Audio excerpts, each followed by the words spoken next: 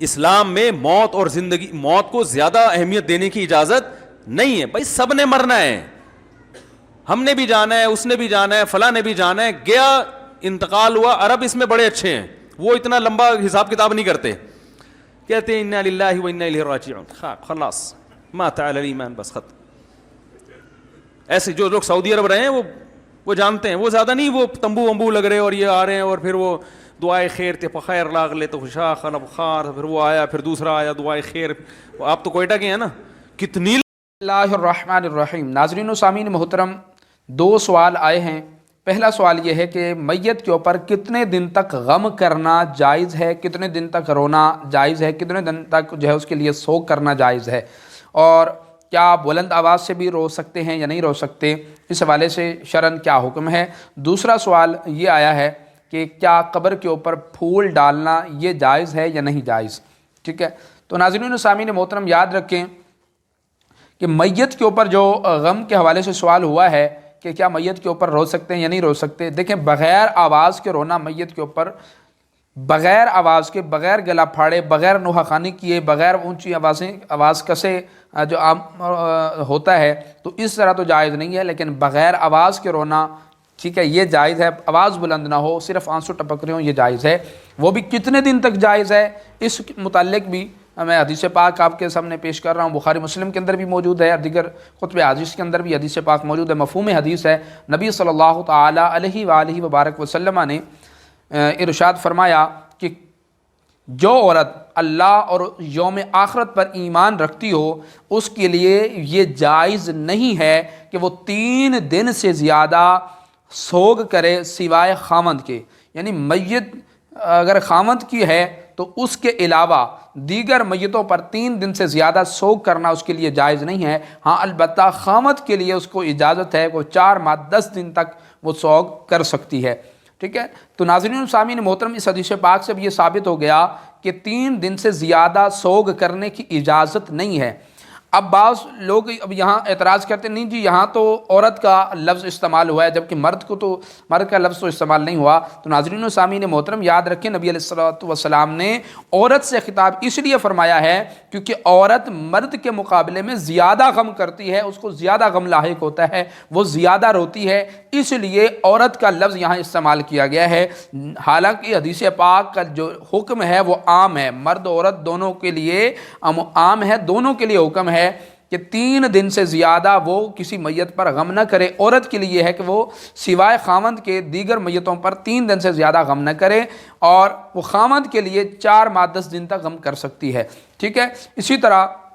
حضرت ابو سفیان رضی اللہ تعالیٰ عنہ کی جو صاحبزادی ہیں ام المومنین میں بھی جن کا شمار ہوتا ہے، حضرت سیدتنا ام حبیبہ رضی اللہ تعالیٰ عنہا، آپ کا یہ عمل حدیث پاک سے ثابت ہے کہ آپ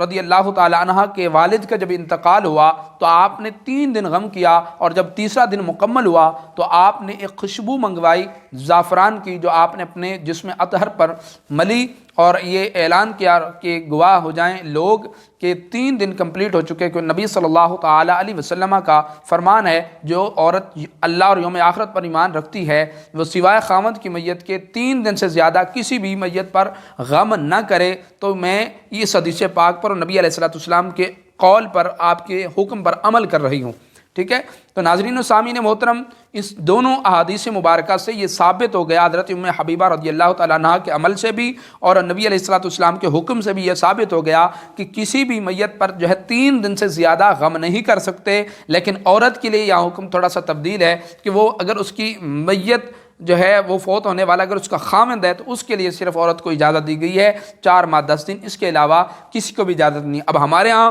جو معاشرے کے اندر ہو رہا ہے کہ کئی دن تک جناب والا وہ روتے ہیں اور گلے پھاڑتے ہیں، نوحے خوانی اور چیختے ہیں، چلاتے ہیں، اور ایسی آوازیں کستے ہیں، ایسے جملے وہ اپنے منہ سے نکالتے ہیں کہ معاذ اللہ ثم معاذ اللہ، کہ وہ اپنے ایمان تک کا بھی خیال نہیں کرتے، ایسے جملے کس دیتے ہیں کہ معاذ اللہ بعض اوقات بندہ دار اسلام سے ہی خارج ہو جاتا ہے. تو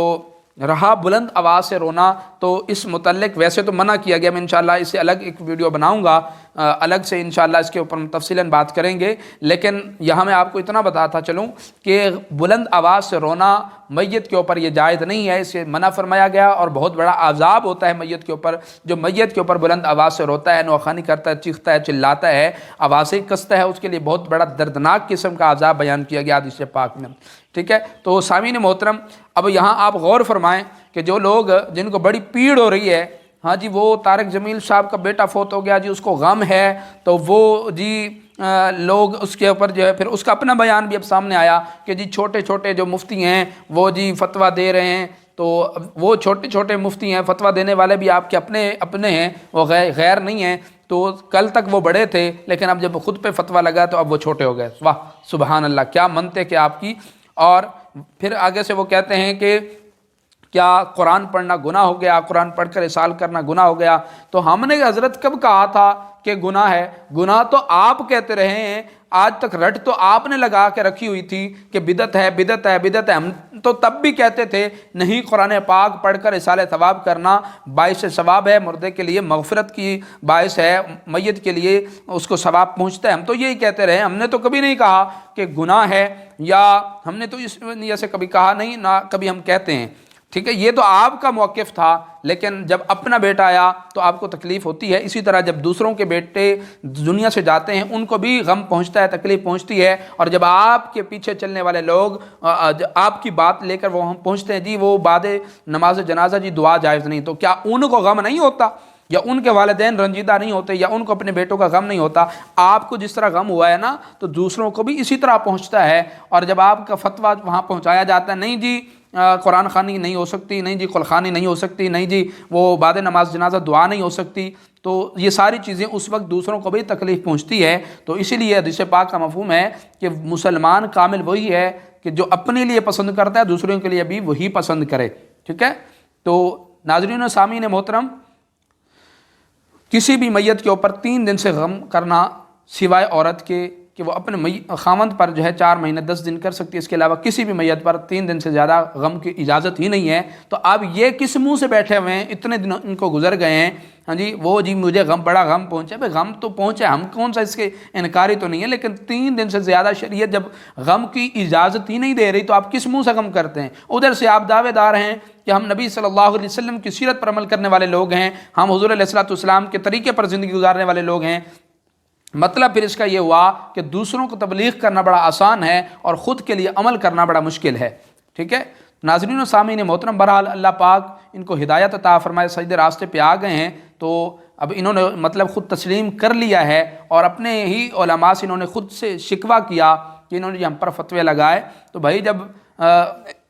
آپ ایک چیز کو جب ناجائز سمجھتے رہے اور جب آپ نے اس کو جواز کے حکم میں لیا تو پھر ظاہر فتوے تو لگیں گے، چاہے آپ کا بیٹا کا انتقال ہو یا کسی اور کا، جس طرح آپ کو غم ہوتا ہے غم دوسروں کو بھی ہوتا ہے، تو اس لیے پھر دوسروں کا بھی خیال رکھنا چاہیے۔ جب آپ دوسروں کا خیال نہیں رکھتے تھے اور بدعت کے فتوے اور بدعت کی رٹ لگا کے رکھی ہوئی تھی آپ نے، تو آپ کے لیے کون جو ہے افسوس کرے گا، اور کون آپ یہ سوچے گا کہ آپ غم میں، ہاں جی۔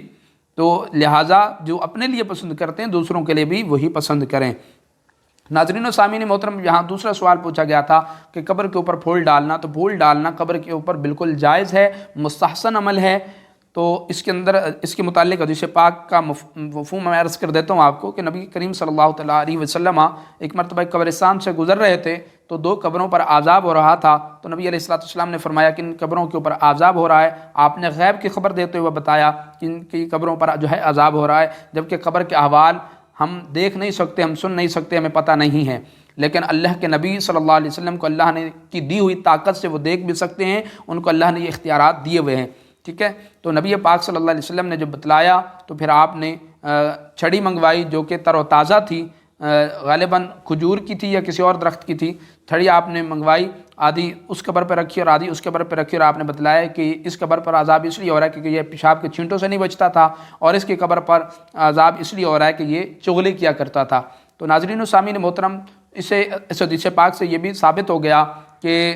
پیشاب کی چنٹوں سے نہ بچنا، چغلی کرنا عذاب قبر کا باعث بنتا ہے۔ اور جو سوال مجھ سے ہوا کہ پھول ڈالنا جائز ہے یا نہیں، تو وہ اس حدیث پاک سے ثابت ہو گیا کہ پھول ڈالنا قبر پر جائز ہے، مستحسن عمل ہے۔ تو اللہ پاک کی بارگاہ میں دعا ہے رب کائنات ہم سب کو اعمال صالحہ کرنے کی توفیق عطا فرمائے اور صراط مستقیم پر اللہ کریم ہمیں ثابت قدمی عطا فرمائے، اور جب ہم دنیا سے جائیں اللہ کریم ہم سب کو ایمان کی سلامتی عطا فرمائے۔ آمین۔ السلام علیکم ورحمۃ اللہ وبرکاتہ۔